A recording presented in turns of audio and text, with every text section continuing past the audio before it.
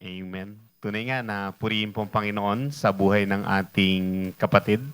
Nakakatuwa, no? May mga pastor's kids pala dito, no? Maliban kay Sir Carl, meron pang ibang mga pastor kids. Nung nasa Bible school ako, yung dapat yung aking magiging thesis, yung mga PK.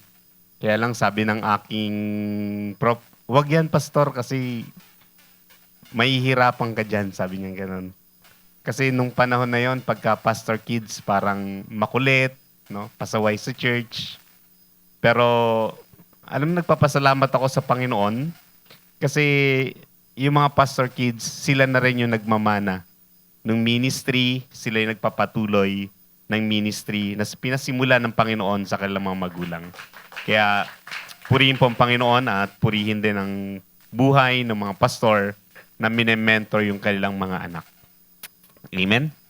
So, dako po tayo sa ating mensahe sa gabing ito. Forgiven and free, yung mensahe natin. Jesus didn't just change our future, He changed our life. Yung ating pong teksto ay matatagpuan sa Galatians chapter 5, verse 1 and 13. Basahin natin sabay-sabay. Ready? 1, 2, 3, go. It is for freedom that Christ has set us free. Stand firm then and do not let yourselves be burdened again by a yoke of slavery. You, my brothers and sisters, were called to be free, but do not use your freedom to indulge the flesh. Rather, serve one another humbly in love. Purihin po ang Panginoon sa pagkabasa ng kanyang banal na salita. Tayo po'y tumayo manandali para po sa ating panalangin. Iyuko po natin ang ating mga ulo at ipikit po natin ang ating mga mata. Tayo po'y manalangin. Yes, Lord. Maraming salamat po sa inyo sa muling pagkakataon na kami magsama-sama upang purihin ka, sambahin ka sa Espiritu at sa katotohanan. Tulad nga, Panginoon, ng aming inawit, hindi na kami slave ng kasalanan, kundi kami ay inyo ng mga anak, Panginoon. Salamat sa pagtawag, sa pagpili sa bawat isa sa amin, Panginoon, upang maging bahagi ng inyong pamilya. O Diyos, tunay nga na purihin po kayo sa inyong napakadakila na ginawa para sa amin, O Diyos. Ganon din, Panginoon, patnubayan niyo po ang bawat isa sa amin. Buksan niyo po ang aming mga puso, ang aming isipan sa pag-unawa ng inyong mensahe sa gabing ito, Panginoon. Mangusap po kayo sa bawat isa sa amin. Banal na Espiritu, patuloy niyo po kaming tulungan, Panginoon, na tanggapin at sundin ang mga katotohanan mula sa inyong salita, O Diyos. Purihin po kayo, Panginoon, sa pangalan ni Jesus. Amen. Amen. Maupo na po ang bawat isa. Forgiven and free. Ito po yung ating title o pamagat ng ating mensahe sa gabing ito. At yung ating text nga na binasa ay Galatians 5:1 and 13. At ganoon din sa 2 Corinthians chapter 5 verse 17. Therefore, if anyone is in Christ, the new creation has come, the old has gone, the new is here. Napakagandang tingnan nung ating tema sa buwan na ito ng April, na kung saan pinag-aaralan natin yung ginawa ng ating Panginoong Jesucristo para sa atin at kung ano yung ibinungan niyan para sa atin.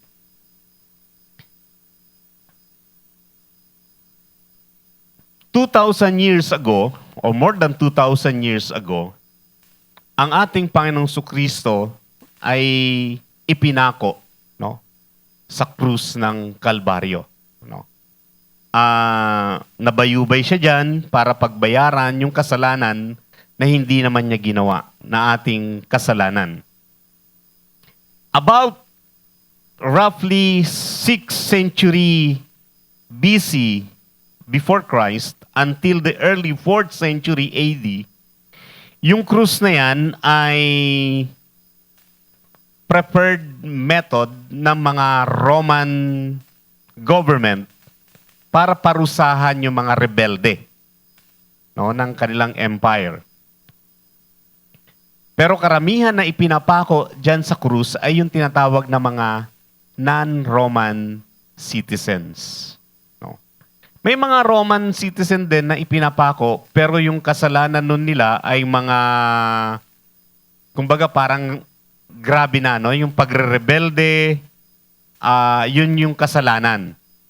Pero mostly ng napaparusahan dyan ay mga non-citizens or non-Roman citizens, no? Yung mga nasasakupan. I-design yan para sa mabagal na kamatayan, no? Ang tindi, no? And humiliating, at ganun din para magbigay din sila ng parang testament or parang nagbibigay ng terror, ng takot sa mamamayan na kapag kayo ay hindi sumunod, no? Ito ang inyong sasapitin. Ganyan din ang inyong sasapitin, no? Yung word na excruciating literally means out of crucifying. Imagine niyo yung sakit, no? Nandun kayo sa krus. Kaya nga, napakahirap, no? Pagka pinarusahan ka ng kamatayan. Si Constantine, after i-declare niya noong 313 AD, yung Christianity as the religion of the Roman world or Roman Empire, mga ilang taon din, at the close of 4th century or 400 AD, inabolish niya yung pagpapako sa krus in reverence sa kamatayan ng ating Panginoong Kristo. Grabe, no? Mabuti na lang, sabi sa history, si Constantine daw, habang papunta siya dun sa Middle East, para kalabanin, no, yung mga kalaban ng Christianity, ay nakatagpo daw siya o nakita niya daw yung krus sa daan. That's why naging Christian si Constantine at dineklara niya na Christianity is the religion of all Roman Empire, no? At dahil nga dyan, no, because of Christ and His death on the cross, the meaning of the cross today is completely different. Iba na, no? Kaya yung mga early Christians, no, mapapansin ninyo, para dahil under persecution sila, para magkakailanlan sila na mga Kristiyano sila, some of them draw cross, no? Nagdo-drawing sila ng cross or fish or bread or yung cup, no? Pagkakilalan nila na sila ay mga Kristiyano. Kasi nung panahon nila, bibihira lang sa kanila ang magbenta sa kanila, pagbilhan sila, no? Bibihira lang yung mga ituturing sila ng maayos, no? Dahil under persecution sila.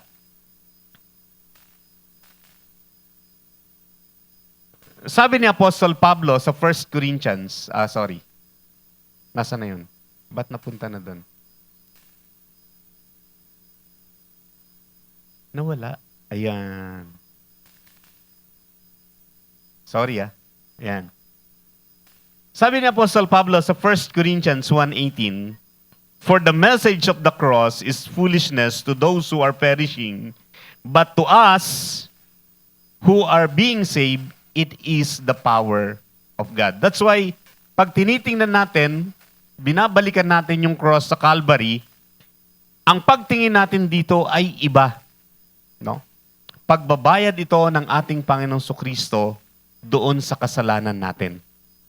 Wala siyang kasalanan, pero itinuring siyang makasalanan. Hindi dapat siya naparusahan, pero dahil sa kasalanan ng sanlibutan, naparusahan siya. The cross, ang cross na Kristo, ito yung tinatawag minsan na central faith or centrality of Christian faith. Inihahayag nito yung karakter ng Diyos. Yung kanyang pag-ibig para sa mga kasalanan, yung kanyang perfect justice doon sa krus. Imagine ninyo, kung papipiliin kayo, justice and grace, ano ang inyong pipiliin? No. Minsan nagtatanong tayo, bakit ganun ang Panginoon pinapabayaan niya mangyari mga bagay na ito? You know, dahil nga sa grasya ng Panginoon, hinayaan niya ang kanyang anak na yun ang maghirap instead sa atin. That is the grace of God. At kung gusto nating lumago sa pag-ibig ng Diyos, kailangan tingnan natin, balikan natin yung pinaka-greatest commandment ng ating Panginoon Diyos. Yung pag-ibig na yan. Pag-ibig sa Diyos at pag-ibig sa kapwa. Sa ating text, mababasa natin dyan na it is for freedom that Christ has set us free. Stand firm then and do not let yourselves be burdened again by a yoke of slavery. You, my brothers and sisters, were called to be free, but do not use your freedom to indulge the flesh. Rather serve one another humbly in love. Itong sulat ni Apostol Pablo ay pagpapaalala sa mga churches sa Galatia kung papaano yung mga Hudyo na legalism, kasi si Apostol Pablo, dahil sa galit ng mga Hudyo na tumalikod siya sa Judaism, nung una, di ba si Apostol Pablo bilang Saul, pinipersecute niya yung mga Christians. Pumupunta siya sa iba't ibang mga city para ipakulong, ipapatay yung mga Christians. On the way to Damascus, tinawag siya ng Panginoon. Naging Christian siya. So nagpasimula siya, no? Yung kanyang ministry sa mga Gentiles. Dahil doon, may mga Hudyo na mga legalist Jew, sinusundan siya at lahat ng kanyang itinuturo ay gusto nilang sansalain, no? I mean, magturo din sila ng kaiba. At inuturo sa mga Galatians na, yes, ang kaligtasan nyo ay kay Kristo, pero hindi sapat yan. Kailangan nyo sumunod sa batas. Kailangan nyo magpatuli. No?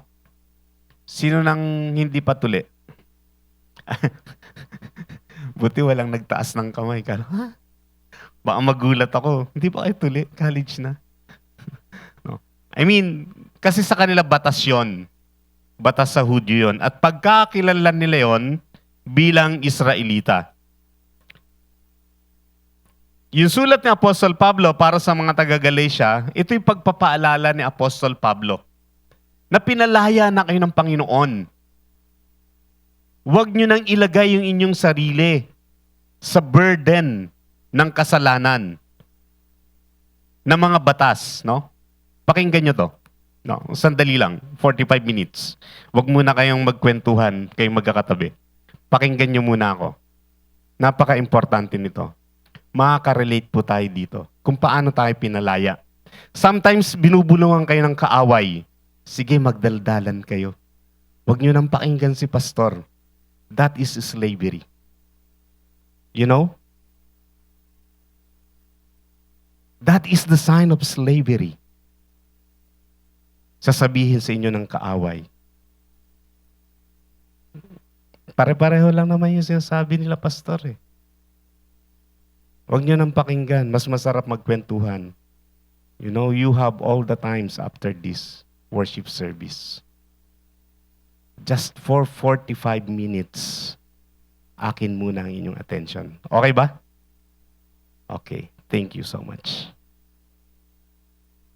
Forgiven and free. Number 1. No longer slave to sin. It is for freedom that Christ has set us free. 18 years or 1500 years, dumating yung mga Spanish dito sa Pilipinas. Kinonquer tayo. Ginawa tayong slave. Sinakop tayo. Kinolonize tayo ng Spain, ng Spaniards. In-exploit nila yung ating natural resources. Tayo bilang Pilipino, actually, hindi yun ang tawag sa atin na mga Filipino. Hindi katulad ngayon. Marami sa ating mga ninuno, hindi na nakauwi ng Pilipinas through galleon trade. No? From Manila to Acapulco, Mexico. Vice versa, ganun din yung mga Mexicans, hindi na rin nakakauwi sa Mexico after the galleon trade. Kaya marami sa atin mga Pilipino ngayon, yung kahawig ng mga Mexicans. At ganun din yung mga Mexican, kahawig ng Pilipino. At may parehas din minsan yung kultura na tinatawag. Halimbawa, mga fiestas, yung faith, Roman Catholicism. Hindi tayo tinatawag na Pilipino during the time. Ang Pilipino, they are the Spaniards born here in the Philippines, true-blooded, and sometimes mestizos. Ang tawag sa kanila ay mga insulares. Okay? Nakukuha niyo sa history, di ba?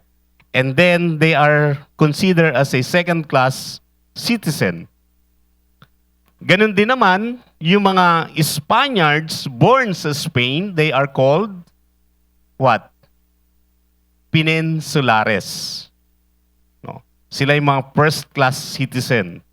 So yung mga Pilipinos, ang tawag doon ay insulares. Tayo, ang tawag sa atin talaga ay mga Indios.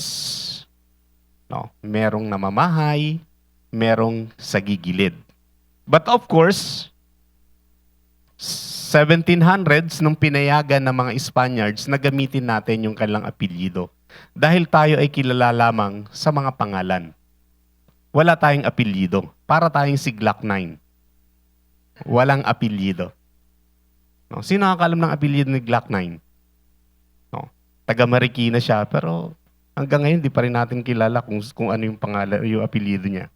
Ganon tayo bilang mga Pilipino. That's why si Lapu-Lapu walang apelyido. Si Raha Suliman walang apelyido. Until 1898, ibinenta tayo o ibinenta yung Pilipinas. Kanino? Sa mga Americans. 1899, nagkaroon sila ng mock battle. Close of 1900s, sakop na tayo ng mga Amerikano. Matagal nang nawala sila. Matagal nang nawala yung mga Spaniards sa Pilipinas. Pero meron tayo mga na-inherit na character traits na kung minsan yung mga negative ba. Marami namang positive, katulad ng pagluluto, no? Mga arroz caldo, lugaw lang po yun. At kung ano-ano pa. No? Pero may mga negative traits tayo na kuha sa kanila, like yung tinatawag na padrino system, na kung saan ito ngayon yung namamayani sa ating lipunan. Wala kang connection, wala kang kilala, sorry ka na lang. That's why even no sa business or sa ating pagtatapos sa pagtatrabaho, yung padrino system naghahari pa rin yan. Kahit kilala ka o graduate ka sa kilalang university, pero kung wala kang padrino doon sa pag-a-applyan mo, kahit galing lang sa maliit na university, yung kalaban mo, dahil may kakilala siya, siya pa rin ang makakapasok. That's why it's a challenge for every one of you bilang mga college students. Hindi lamang kayo makapagtapos, but develop your ability. I-develop nyo po iyan, yung inyong abilidad. I-develop nyo rin yung inyong talent. Dahil hindi lang diploma ang labanan. Hindi lang nakagraduate kayo. Kundi kung ano ba yung inyong ability, ano ba ang inyong talent. So that yung inyong access mas lalapit doon sa opportunity. Pangalawang naman natin ay yung tinatawag na manyana habit. No? Ano yung manyana habit? Sabi nga magaling ka lang sa simula, mamaya na. No? A tendency to procrastinate or put tasks off until later. Sino yung magaling dito sa simula? Pag malapit na matapos, tatamarin na. Group study, yes, may kagrupo akong masisipag. Kung kaya nila, nagtitiwala ako sa kanila na sila lang ang gagawa nun. No? Hindi yung kaya ko rin. No? And then, another one is yung tinatawag na ningas kugon. No? Ningas kugon. Parang, yun nga, parang parehas lang din siya ng manyana habit. No? Parang gusto magsimula, yes, tuwa ka. Pero pag challenges na, may challenge, ayaw na. No? Nag-enroll, tuwan-tuwa, maganda yung school, napagalitan ni Prof, hindi na pumasok. Kasi na-trauma na daw. No? The same sa letter ni Paul sa Galatians. Hindi tinatanggal yon yung physical na slavery. Marami pa rin sa kanilang slave. Yung Galatia, now nasa modern Turkey na siya. Hindi na siya sakop ng Roman. Hindi na rin siya sakop ng Greece. Pero marami sa kanila under pa rin ng slavery. Bukod doon, yung kanilang kultura na kung saan na parang kinokopya na nila yung kultura ng mga nananakop sa kanila.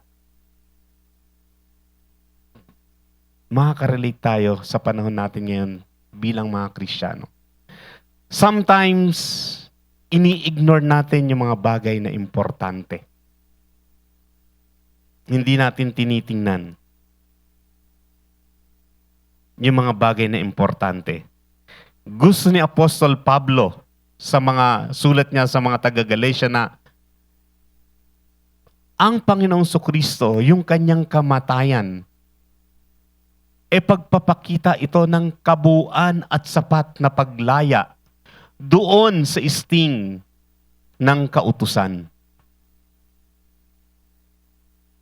Sa atin, nung panahon na sakop tayo ng mga Kastila, kahit sakop na ng Amerikano, meron tinatawag na mga freedom fighters. No? Nandyan sila Juan Luna. At yung pinasikat nga sa atin, no? Si Andres Bonifacio. Marami sa kanila.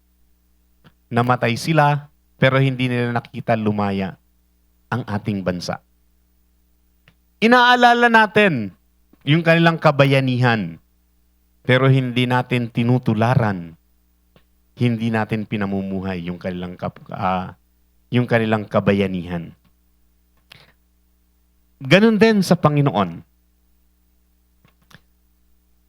The challenge is, dapat ipamuhay natin yung pagpapalaya sa atin ng ating Panginoong Kristo.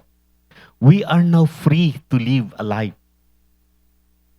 No? Sabi nga dyan, hindi na tayo sakop. We are now free, no, from the bondage of sin. Kasi yung kaaway, si Satanas, gustong-gusto niya na nakikita niya tayong lumalayo tayo sa katotohanan. In practice, even in our mentality. Natutuwa siya kapag ang hakbang natin ay papalayo sa katotohanan ng Panginoon. Sabi nga, Jesus forgave us and free us from the bondage of sin so that we will become His ambassador and instrument to advance His kingdom. Naalala ko tuloy si Bayani Agbayani. No, ini-interview siya ni Tony Gonzaga. Sabi niya, alam mo Tony, ang malaking pinagsisisi ko yung hindi ako nakinig sa payo ng nanay ko. So, parang drama, no? And then si Tony naman ay nakikisimpatya kay Bayani. Sabi niya kay Bayani, bakit? Ano ba yung pinayo sa iyo ng nanay mo? Yun nga, Tony, hindi ko maalala kasi hindi nga ako nakinig. No. God wants you to become ambassador, instrument.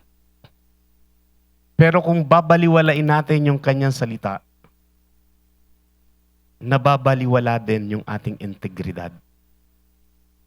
Hindi rin makita na kung ambassador ba tayo o instrumento ba tayo ng kaharian ng ating Panginoon. The freedom Jesus gives is a spiritual liberation from the bondage of sin.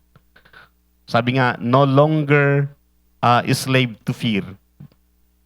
Yung guilt, yung fear, wala na sa atin yan.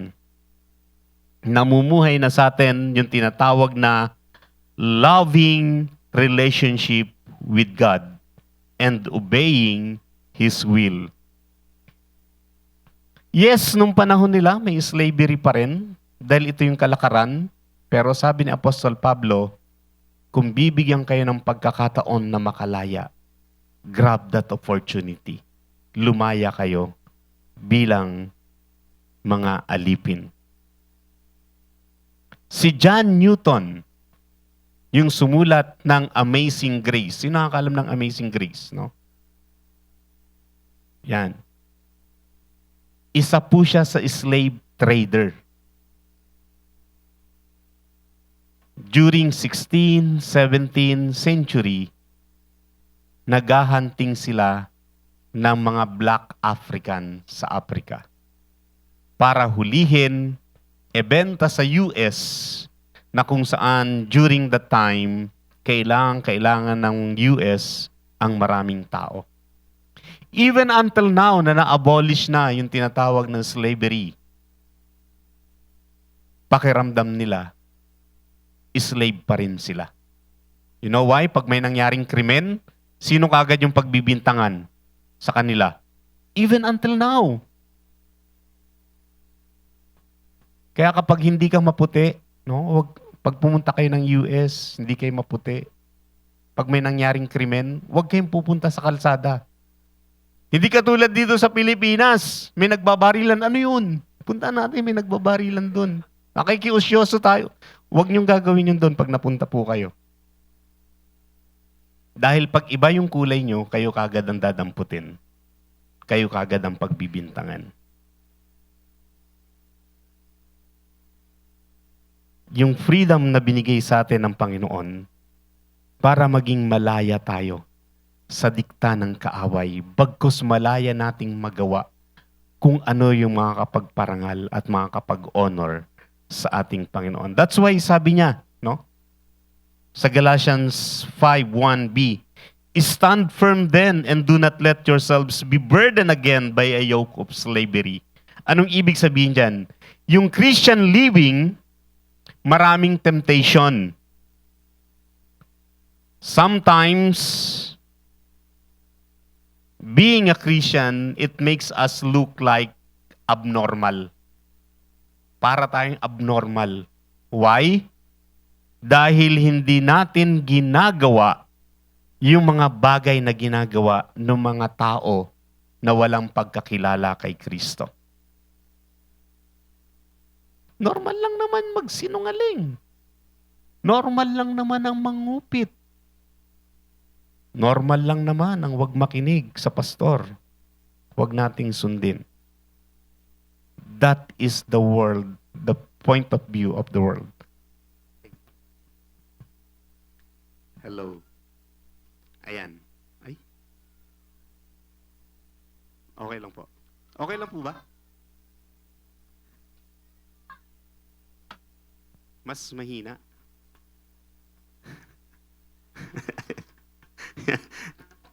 Challenge po sa atin. No? Di ba ako ngongo?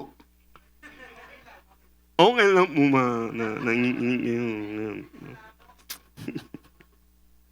Ayan. Hello, check.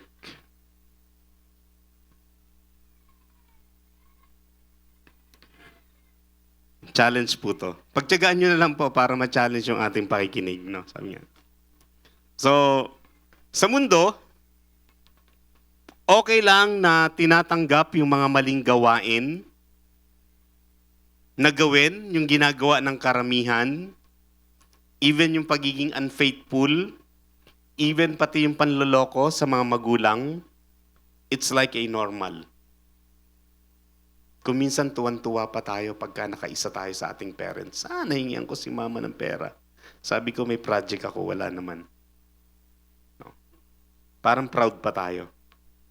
But as Christians, hindi natin ginagawa yon. Pinagtitibay natin ang ating integridad, namumuhay tayo at sumusunod tayo kung ano yung totoo. Ipinamumuhay natin kung ano yung tinuturo ng Biblia. Binabasa natin ang Biblia, hindi para suriin ito kung tama o hindi. Binabasa natin ang Biblia upang tanggapin at sundin kung ano ang sinasaad nito. Stand firm then and do not let yourselves be burdened again by the yoke of slavery. Sa Romans chapter 6, bakit ang bilis niya? Nagmamadali yung aking ano. No? 12 to 14, sabi dyan, therefore do not let sin reign in your mortal body so that you obey its evil desires. Do not offer any part of yourselves to sin as an instrument of wickedness, but rather offer yourselves to God as those who have been brought from death to life, and offer every part of yourself to Him as an instrument of righteousness. For sin shall no longer be your master, because you are not under the law, but under grace. No. Wag na daw natin i-offer. Hindi na daw yung kasalanan yung ating master. Wala na tayo doon. Kaya nga napakaganda nung last Thursday, yung 7 saying, naalala niyo yung word na it is finished, na inihatid sa atin ni Pastor Luis. No? From the word teleo, tetelestai, ibig sabihin niyan, wala na kayong account. Yung inyong utang, bayad na. Bago na uli. Wala na yung in debt. Ganon din sa military service. Ibig sabihin, complete na. Kung kayo mga K-pop, 2 years lang, tapos na. Makakapagpatuloy na kayo sa inyong karir. Kasi wala kasi tayo dito sa Pilipinas di ba? Di katulad nung araw, meron tayong tinatawag na ROTC. Sa Korea, obligado sila for 2 years. Pag hindi sila nag-military service, kulong sila, hindi rin sila pwedeng magpatuloy kung ano man yung career na nasimulan nila. Otherwise, mag-migrate sila sa ibang bansa, pero hindi sila makakapag-migrate kasi nakakulong nga sila dahil hindi sila nag-military service. Si Elvis Presley, during ng kanyang kasikatan, may military service din sa US. Ayaw niya sana. Pero pinapili siya. Service o kulong. Pinili niya yung service. That's why natigil din siya. Ganon din, sino ba yung mga sikat ngayon na mga K-pop, no? Ayaw na sana sila kasi lampas na sila sa age, pero wala silang magawa dahil batas yun sa Korea. Sa military, the word tetelestai is complete. You already serve it. You know ano implication nito sa atin? Yung ating kasalanan, fully served na. Hindi na yung babalikan ng Panginoon. Tapos na yon. Wala na. No?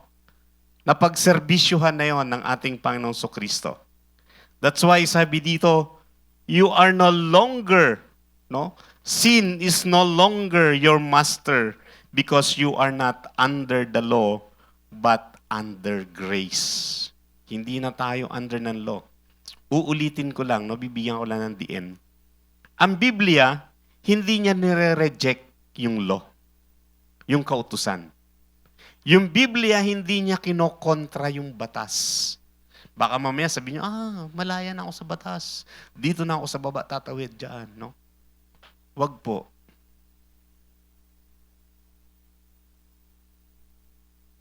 Baka hulihin kayo ng mga traffic enforcer dyan. No? Baka sabihin nyo, pag nagmumotor kayo, wala nang one way sa akin. Salubungan na to! O, hindi po ganun, hindi kinokontra yung batas. Kundi sinasabi lang ng Biblia na si Kristo ang katugunan, no, nung sinasabi ng batas, kung ano yung bayad ng batas. But syempre, bilang mananampalataya, sinusunod natin ang batas, hindi para maging mabuti tayo, kundi dahil mabuti tayo, kaya natin sinusunod ang batas. Okay? Hindi po binabaliktad. Number 2, free to live a blessed life. Sabi sa 5:13 ng Galatia, you, my brothers and sisters, were called to be free. A blessed life is built by making God the center, pursuing His kingdom first and being a doer of the word rather than just a listener, and living within the boundaries of His truth. Living in a right alignment or aligned relationship with God. Yan po yung nais bigyan natin ng pansin dito sa free to live a blessed life. The ultimate source of a blessed life is God's grace and love. It is the gift that enables a life filled with purpose and peace. Sabi dyan, do not use your freedom to indulge the flesh rather than serve one another humbly and love. Yung Christian freedom na sinasabi natin is freedom from sin, not free to sin. Kasi baka sabihin, pinalaya na ako ni Kristo. No? Mamaya, dahil nga yung iba sa inyo, Christian na, at naturuan kayo ng tinatawag na Calvinistic theology, once you are saved forever, kahit anong gawin ko na. No, hindi po ganon. Naalala nyo yung ating tema dati?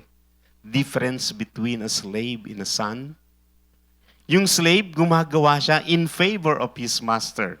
But the son, gumagawa din siya not in favor of his master, but to bring honor to his father. Yung slave, kahit pumasok yan sa kusina, no, mag-aalangan siyang magbukas ng mga nakatakip sa lamesa. Kasi baka may CCTV, makita siya. Pero yung anak, kahit may CCTV, bubuksan, ano ba ulam natin? Pa, ma, anong ulam? No? Sa mga slave, kung ano yung inihanda lang sa kanila, yun lang ang kanilang kukunin. That is the difference. Jesus Christ did not free us to indulge in the flesh. Yes, laging willing ang ating Diyos Ama. Sabi sa 1 John 1:9, willing siya na patawarin tayo sa ating pagkakasala if we confess our sin to Him. Pinapatawad din tayo kapag nagkakasala at nagkakamali tayo. Pero, yun nga, it's an abuse para sa ating freedom. And God did not free us to abuse that freedom, but to live as free. Tumatalsik yung laway ko. But to live as free, no? Para bigyan natin ng parangal ang ating Diyos Ama at Hari. Sa Galatians 5:19 to 21, tinalakay doon ni Apostol Pablo. Ano ba itong tinatawag na pag-indulge sa flesh. Sabi sa 19, the acts of the flesh are obvious.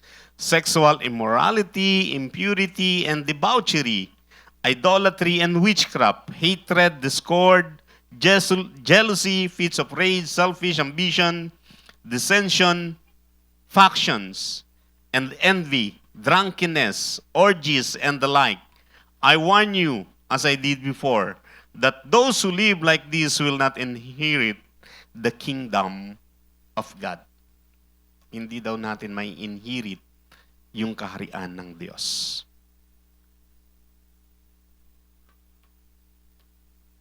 Kaya sabi niya, no, sa verse 2, kung babalikan natin yung chapter 5, sabi niya, mark my words. I, Paul, tell you that if you let yourselves be circumcised, Christ will be no of value at all. Mga minamahal, forgiven and free, nais ipaunawa sa atin ng Panginoon na ang ating buhay ngayon na tinatamasa, ibinigay sa atin ng Panginoon upang ma-enjoy natin. Sabi nga ng Panginoon sa John, nagpunta siya rito that everyone may enjoy the life to the fullest. Yung life na yon, kung titingnan niyo yun, hindi yun yung tinatawag na bayo. But it's the quality of life, sowe. Kasi pag bayo, ito yung ating hininga. Pero yung life, ito yung ating buhay, yung quality ng buhay. Ito yung nais sabihin ni Apostle Pablo sa atin. Let us live a blessed life. Huwag na nating pahirapan pa yung ating sarili. No, parang, kumbaga, parang nasa kama ka na, maayos na yung buhay mo, pinabayaan mo, babalik ka pa uli sa sahig, sa semento. Gusto ng Diyos na mas maging maayos ang ating buhay. Yan yung kanyang magandang plano para sa bawat isa sa atin. At panghuli, sabi dyan, living a new life with God. 2 Corinthians 5:17, therefore, if anyone is in Christ, the new creation has come, the old has gone, the new is here. Ano ba yung new life na gustong sabihin ng ating Panginoon? Ibig sabihin niyan, new identity, new mindset, new lifestyle, and new power, a new freedom. Ito yung nais na sabihin sa atin ng Panginoon. Gusto niyang magbago yung ating fundamental nature. No? Yung aso, kung bakit siya kumakahol at kung bakit siya nangangagat, nature niya yon. Pero pag ang aso hindi na kumahol, sumipol na, at nanuntok na, hindi niya na po nature yon. Sa atin bilang tao, yung ating sinful nature binago na. No? Binago na. Ginawa na ng Panginoon na mapagmahal, masunurin, at magalang. No? Binago na tayo ng ating Panginoon. A renewed mind, sabi sa Romans 12:2, di ba? By changing of your mind. No? Kung nanonood kayo, kung naabutan niyo yung pamagat na Shider noon, iyon yung lagi niyang sinisigaw. Metamorphosis. Shider. Ibig sabihin, pagbabago. Hindi lamang ng isipan, kundi ng buong pagkatao. Sineset na natin yung ating isipan doon sa layunin at kung ano yung makakalugod sa Diyos.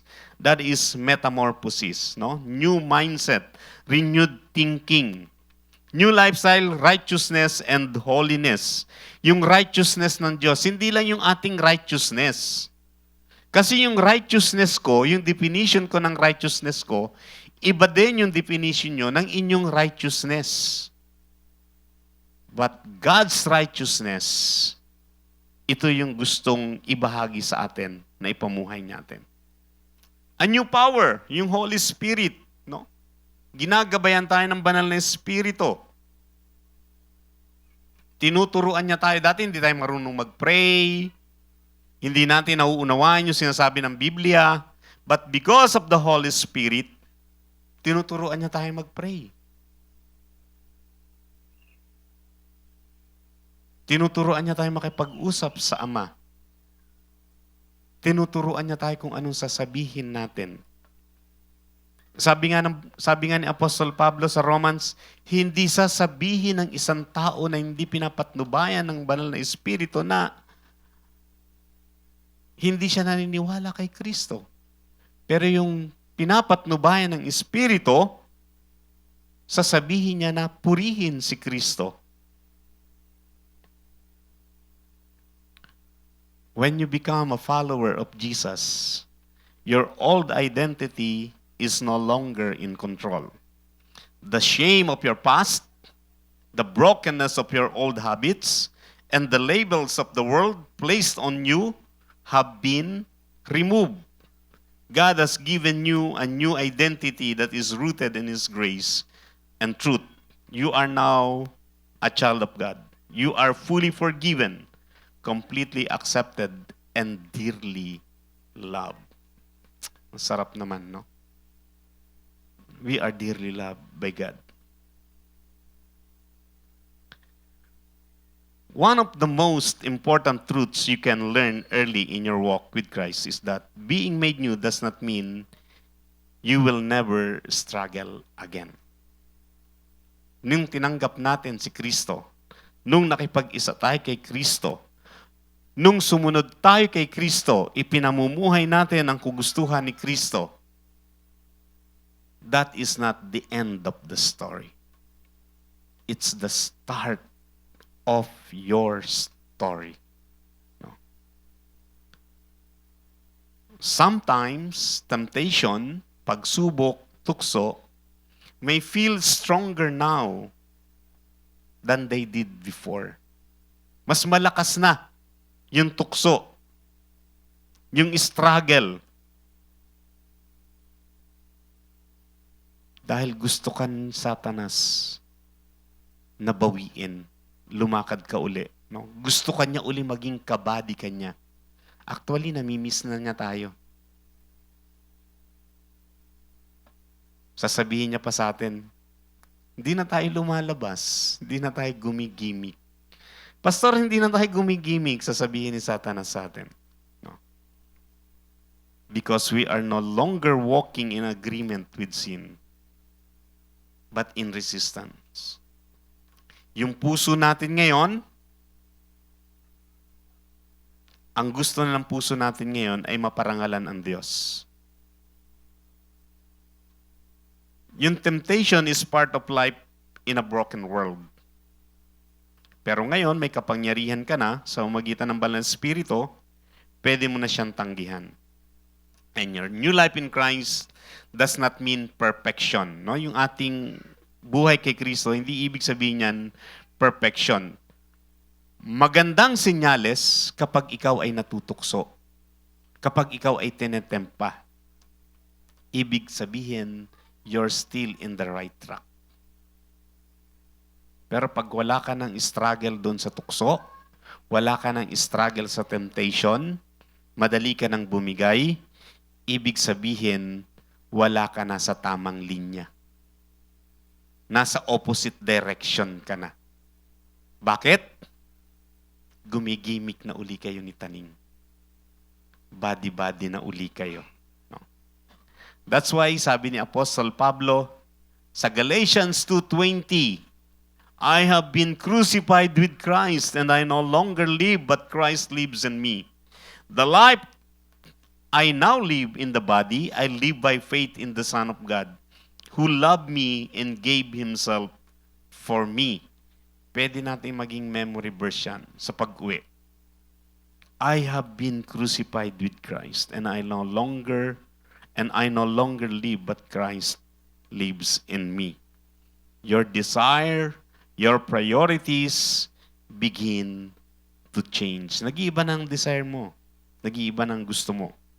Ganun din sa Philippians 1:21. ito na yung gusto mo. For me, to live is Christ, and to die is gain. Your new identity shapes you how you live each day. Jesus is not a weekend commitment or twice a week commitment, Thursday and Sunday, or sa iba midweek, Miyerkules. Kasi sa ibang mga churches, yung Wednesday is a prayer meeting, no?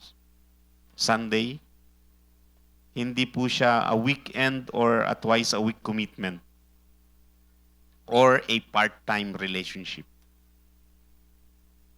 Pag nalulungkot ka, no? Kaya nga, alam nyo sa ibang bansa ngayon, nagiging katatawanan, no? Halimbawa sa Canada, nagpapasa sila ng batas na kapag nag-quote ka ng Bible verse ay pwede kang makulong.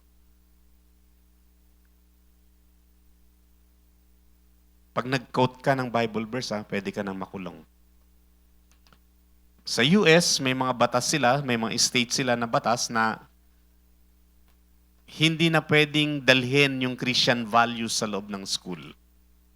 Kaya nung may school na pinagbabaril yung mga estudyante, ang tanong nung iba, where is God when this is happen? Nasaan daw ang Diyos? Kaya sabi ng isang congressman doon, pinagbawalan yung pumunta ang Diyos dyan, tapos nung may nagbarilan, tatanungin nyo, nasaan ang Diyos? Diba? In the first place, hindi nyo siya iniimbitahan. Dapat lagi nating iniimbitahan ng Panginoon. No? Everything you do now flows from your connection with Him. Again, yung ating relasyon sa Panginoon is not a part-time relationship. Na kailangan lang natin siya kapag ka-down tayo. Pero pag okay sa ating lahat, Lord, dyan ka lang muna. Relax ka lang dyan. Dapat hindi ganon. Kung masaya ka, purihin mo siya, awitan mo. Malungkot ka, mag-pray ka, lumapit ka sa Kanya. Okay lang ang buhay mo? Walang challenge? Purihin mo pa rin ang Panginoon. Magpasalamat ka pa rin sa Panginoon. May alon, mapayapa, lahat ng ito. Because everything you do now flows from your connection with Him. Every relationship, every decision, and every goal can be viewed through the lens of your new life in Christ.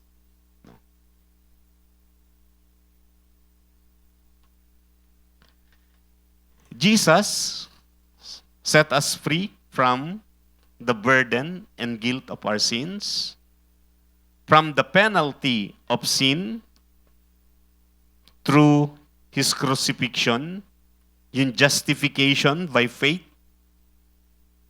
Ibig sabihin niyan yung gawa ng Diyos sa magitan ni Kristo, hindi dahil sa ating mabubuting gawa, not because of our merit, no? Pinalaya na tayo sa penalty ng sin dahil kay Kristo. Pinalaya din tayo from the power of sin. That's why nandun yung tinatawag na sanctification. Ibinigay ito ni Sir Jasser nung nakaraan, sanctification. It is the process of being set apart for God's purpose and made holy. That's why hindi pa tayo perpekto. Hindi pa po tayo perpekto. Unti-unti tayong hinuhubog through this sanctification. And false constructed identities. Pinalaya din tayo dito. Ano yung mga common false constructed identities? Unang-una, parang performance self-works. Tinitingnan mo yung sarili mo na magugustuhan ka ng mga tao dahil sa accomplishment mo, dahil sa success mo, dahil sa productivity mo. Magugustuhan ka ng Panginoon, tatanggapin ka ng Panginoon. Kaya kailangan mag-perform. We are under grace, sabi dyan. Nababasa nyo ba? Rather than grace. And then the image self, pinalaya din tayo dito. Akala minsan natin tatanggapin tayo ng Panginoon by popularity, public perception. No. Pinalaya na tayo dito. The victim or label self. Gusto tayong diktahan ng past failures natin, past traumas, negative labels. Wala ka nang mararating. No. Alam nyo ba si Pastor Nick, dating ganito yan. Dating siga yan. Dating bully yan sa school. Yung mga bully sa school, binubully niya pa. No. Parang gusto tayong i-box doon sa ating dating pagkatao. And then the self-reverence self, no? Relying one's own power, fear, and manipulation. Minsan bilang mga pastor, nababox kami sa gantong self-reference self. Na para bagang gusto naming ingatan yung aming image, no? Ano bang image? Parang gusto namin na i-portrait na kami ay perpekto. Kami ay hindi nagkakamali. Kami ay, alam lahat. That is the self-reference. Self. As if na kami ay may power. No? But being a pastor, kami ay katulad lamang din ninyo na binigyan ng pagkakataon ng Panginoon para makapaglingkod sa ganitong kaparaanan. Bilang mga manggagawa ng Panginoon, we are also under grace. Binigyan kami ng pagkakataon ng Panginoon. That's why we have to move from false identity to our true identity. We have to renounce the false self. Anong ibig sabihin ng renounce? Talikuran natin. I-deny natin yung ating sarili. No? Kung masyado natin pinoprotekta ng ating image, lose it.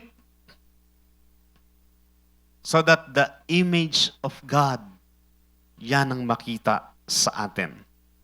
And then we have to accept our adoption. Hindi na tayo kaaway. Hindi na tayo alienated. We are now children of God.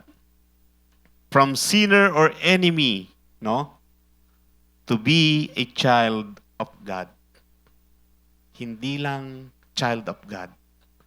We are also co-heirs with our Lord Jesus Christ. Kasama na tayo. Tagapagmana. Hindi ka lang anak, no? Naalala ko yung sa social media, no? Yung kambal, tinatanong ng magulang kung ano nangyayari. Sabi niya doon sa kambal niya, tumigil ka, ampun ka lang. Umiyak yung kambal niya. Magkambal sila, pinatitigil niya, no? Yes, inampun tayo. Pero binigyan din tayo ng halaga at dangal. That's why we are co-heirs with Christ. And then, we have to embrace our new being a new creation. 2 Corinthians 5:17, anong sabi nga doon? If anyone is Christ, he is a new being. No? We have to acknowledge that our old self is gone. Yung ating new identity ay nagsimula na kay Kristo. That's why hindi tayo pwedeng i-define nung ating mga nakaraan. It may be, it may be shape us, but hindi niya tayo pwedeng i-define. Conclusion, you are not who you used to be in Christ. Or you are not who you used to be. In Christ, you have been made new. You have a new identity, a new power, and a new purpose. This journey may not always be easy, but it will always be worthwhile. Palakpakan niya natin ang Panginoon. Amen. Jesus didn't just change our future. He changed our life. Tayo po tayo. Tayo po'y manalangin. Yes, dakilang Diyos, maraming salamat for forgiving us and making us free from the bondage of sin. To live a blessed life and to live a new life. Salamat, Panginoon. Dahil anuman yung aming nakaraan, binuran nyo na po ito, hinugasan nyo na po ito ng inyong dugo na dumanak sa krus ng Kalbaryo. At binigyan nyo kami ng bagong identity. We are now called children of God. Not only children, but you made us co-heirs with Christ. Salamat po, O Diyos. Patuloy niyo po nawang patnubayan ang mga kapatid na ito. Patuloy niyo po, Panginoon, palakasin ang pananampalataya ng mga anak niyong ito, Panginoon. Patuloy niyo po kaming gabayan, Panginoon, nang makapagbigay ng honor, ng karangalan, Panginoon, sa inyo. Yes, Lord, hindi na kami sakop ng batas, kundi dahil binigyan niyo kami ng identity, ng bagong identity, ipinakikita nito kung papaano yung batas nagiging gabay sa amin upang bigyan kayo ng karangalan, dakilang Diyos. Purihin po kayo, Panginoon. Salamat po sa pangalan ni Jesus. Amen. Amen.